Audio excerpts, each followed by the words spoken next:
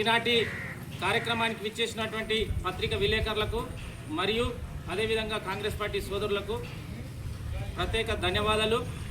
ఏదైతే ఈరోజు కోడంగల్ నియోజకవర్గంలో కోడంగల్ పట్టణంలో బీఆర్ఎస్ పార్టీకి సంబంధించిన నాయకులు ప్రెస్ మీట్ పెట్టడం అంటే మీటింగ్ జరుపుకొని గౌరవ ముఖ్యమంత్రి రేవంత్ రెడ్డి గారిని అదేవిధంగా తిరుపతి రెడ్డి గారిని ఈరోజు అనేక విధాలుగా ఆరోపణ చేయడం జరిగింది. ముఖ్యంగా ఏదైతే సవితా ఇంద్రారెడ్డి గారు ఒక ఆడపిల్ల కనీసం మాట్లాడే పద్ధతి ఏ విధంగా మాట్లాడాలో ఆ విధంగా మాట్లాడకుండా గౌరవ ముఖ్యమంత్రిని పట్టుకొని నోటికి ఏది వచ్చినట్లు అది మాట్లాడడం అనేది చాలా చాలా దౌర్భాగ్య పరిస్థితి. ఈరోజు సవితమ్మ ఒక తమ్మునిగా నేను అడుగుతున్నా, నీవు ఏ పార్టీలో ఉంటివి, ఏ పార్టీలో గెలుస్తువి, ఎవరి అండదండలతోని ఈరోజు మంత్రి పదవి తీసుకున్నావు, నీకు అన్ని గతాన్ని మర్చిపోతున్నావు, అంత తొందరగా గతాన్ని మర్చిపోతున్నావు. ఈరోజు కోడంగల్ గడ్డకు వచ్చి రేవంత్ రెడ్డి గారిని కోడంగల్కి వెళ్ళి ఓడగొడతా అని మాట్లాడుతున్నావు. మా రేవంత్ అన్న ఓడగొట్టడానికి మీ యొక్క మాజీ ముఖ్యమంత్రి కేసీఆర్కే కాలేదు, అదేవిధంగా మీ కేటీఆర్కే రాలేదు, మీ హరీష్ రావుకే కాలేదు. మీరెంత, మీ బతికెంత ఒకసారి మాట్లాడేటప్పుడు ఆలోచన చేయలే.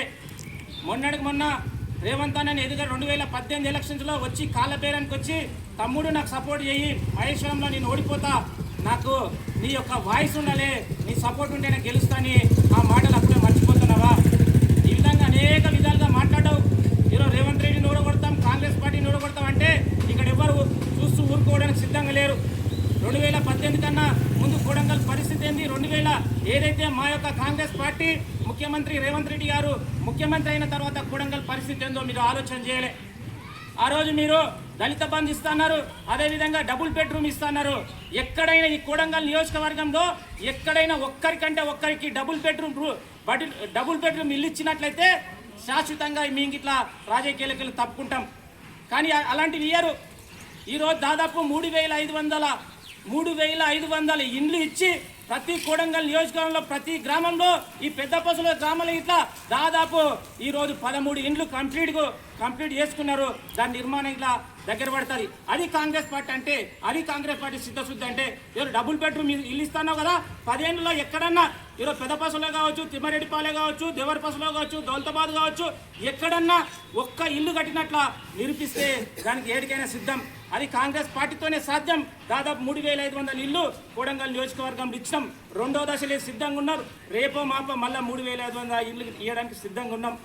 దానితో పాటు ఇక్కడ కోడంగల్ నియోజకవర్గంలో ఎప్పుడు ఏ ముఖ్యమంత్రి, ఏ యొక్క ఎమ్మెల్యే కానీ, ఏ యొక్క మంత్రి కానీ చరిత్రలో మనం చూస్తామో చూడమో దాదాపు రోడ్లు కానీ, విద్య, వైద్య, ఏదైతే ఆరోగ్యాలకు సంబంధించిన దాదాపు ప్రతి విభాగంలో ఏ రోడ్లు అయినా, ఏ తండాకు అయినా, ఏ గ్రామానికి అయినా ఈరోజు బీటీ రోడ్లతో దర్శనమిస్తుంది.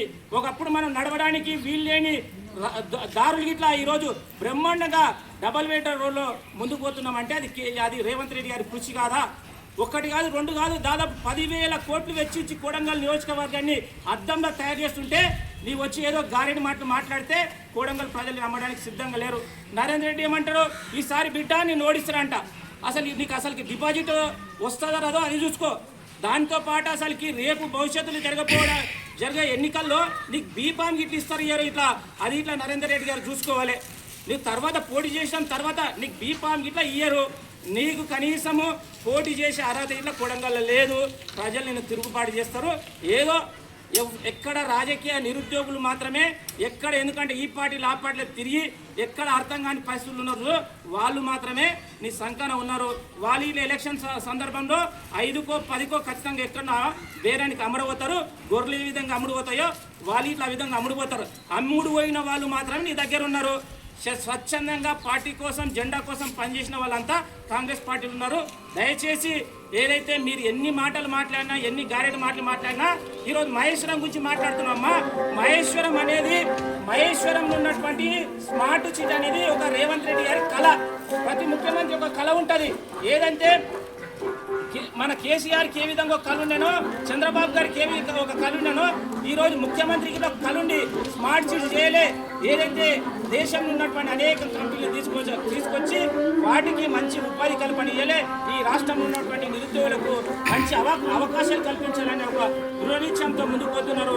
ఆ దృఢనిశ్చయం ఏంటంటే అది మహేశ్వరం నీ కాన్స్టిట్యూన్సీ కాబట్టి నీ దగ్గరికి వస్తున్నాను నీకు మాట్లాడడం కరెక్ట్ కాదు. ఒక్కసారి కాదు, ఈ యొక్క తెలంగాణలో ఉన్నటువంటి నిరుద్యోగులకు ఉద్యోగాలు ఇవ్వాలంటే ఒక్కసారి కాదు 100 సార్లు వస్తాడు, 100 సార్లు మీటింగ్ పెడతాడు. అది ముఖ్యమంత్రి రేవంత్ రెడ్డి గారికి ఉన్న దక్షత. కాబట్టి దయచేసి మీరు మాట్లాడేటప్పుడు ఏదంటే ఎక్కడ ఇదో కాంగ్రెస్ పార్టీ కార్యకర్తలు మౌనంగా ఉంటారంటే ఇక్కడ డెవలప్మెంట్ జరుగుతుంది, అనేక విధాల్లో డెవలప్మెంట్ జరుగుతుంది. బీటీ రోడ్లు కావచ్చు, సీసీ రోడ్లు కావచ్చు, గ్రామ పంచాయతీ నిర్మాణాలు కావచ్చు, అదేవిధంగా ఎక్కడ పింఛన్లకు సంబంధించిన ఏదైనా బ్రహ్మాండంగా పని జరుగుతుంది. మేమెందుకంటే పని జరుగుతుంది కదా అనే ఆలోచనతో చాలా మౌనంగా ఉన్నాము. మా మౌనాన్ని మీరు అసమర్థత అనుకుంటే ఖబర్దార్ బీఆర్ఎస్ నాయకులారా, మీరు మాట్లాడేటప్పుడు జాగ్రత్త మాట్లాడే. ఇంకొకసారి ఇష్టం వచ్చినట్టు మాట్లాడితే సవితమ్మ మరొకసారి ఆడపిల్లవాడిని ఆలోచన చేస్తున్నాం. నీవు వచ్చి ఇష్టం వచ్చినవా గౌరవ ముఖ్యమంత్రి రేవంత్ రెడ్డి గారు మీరు ఇష్టం వచ్చిన మాట్లాడితే మా దగ్గర ఆడపిల్లలు ఉన్నారు మాట్లాడతారు, కానీ మాకు సంస్కారం ఉంది. ఆడపిల్లల్ని మాట్లాడరాదు, ఆడపిల్లల్ని తిట్టరాదు, వాళ్ళు గౌరవంగా ఉండాలని, ఆ గౌరవాన్ని ఇట్లా ఉంచుకోవాలని మరొకసారి ఇష్టం వచ్చినట్టు మాట్లాడితే భవిష్యత్తులో మీకు ఇట్లా ఆ విధంగా స్పందన ఉంటుంది. మా పార్టీలో ఇట్లా కాంగ్రెస్ పార్టీలో ఆడపిల్లలు ఉన్నారు, మీకు ఇట్లా మాట్లాడడానికి సిద్ధంగా ఉన్నాను గుర్తు చేస్తూ, ఎవడెన్ని మాట్లాడినా ఖచ్చితంగా 2029లో మరొకసారి కాంగ్రెస్ పార్టీ అధికారంలోకి వస్తుంది. 10 సార్లు ఖచ్చితంగా కాంగ్రెస్ పార్టీ అధికారంలోకి వస్తుంది. ప్రజలు జీవించడానికి సిద్ధంగా ఉన్నారు. ఈ విధంగా భవిష్యత్తులో మేమందరం మరొకసారి ఏదైతే కొడంగల్ నియోజకవర్గానికి సంబంధించిన ప్రజలందరూ మరొకసారి రేవంత్ అన్నను దీవించడానికి సిద్ధంగా ఉన్నారని గుర్తు చేస్తూ జై కాంగ్రెస్, జై కాంగ్రెస్, రేవంత్ అన్న నాయకత్వం, రేవంత్ అన్న నాయకత్వం, తిరుపతి అన్న నాయకత్వం, తిరుపతి అన్న నాయకత్వం. ధన్యవాదాలు.